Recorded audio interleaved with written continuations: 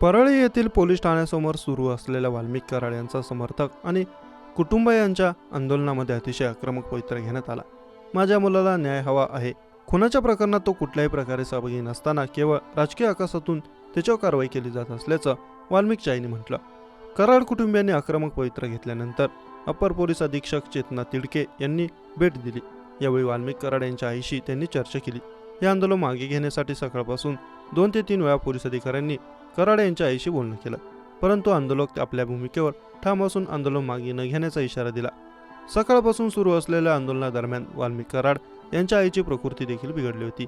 त्यानंतर डॉक्टरांनी देखील त्यांची या ठिकाणी तपासणी केली आहे, परंतु तरी देखील ते आंदोलनातून माघार घ्यायला तयार नाहीत। याच पार्श्वभूमीवर सामाजिक कार्यकर्त्या अंजली दामानिया यांनी आंदोलनावर टीका करताना वाल्मिकच्या आईला जळजळीत सवाल केले आहेत।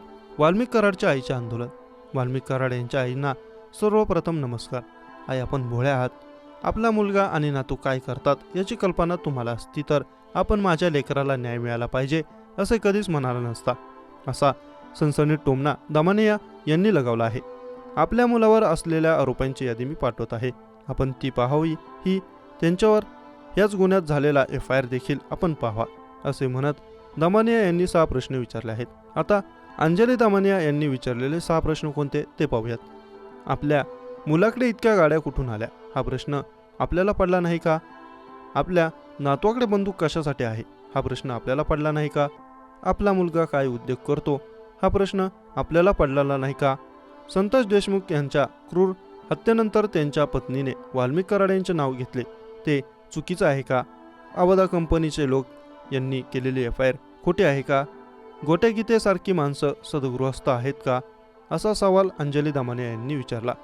शेवटी एक आई म्हणून आपल्या मुलाबद्दल प्रेम असणे योग्य आहे, पण डोळ्यावर पट्टी बांधून चालणार नाही। त्यामागचे वास्तव आपण बघा ही विनंती। वास्तव हा पिक्चर आपण बघा। एका वाया गेलेल्या मुलाला आईने काय करायला हवं ते आपण पहा। संतोष देशमुख हे देखील कोणाचे पती, वडील व भाऊ होते।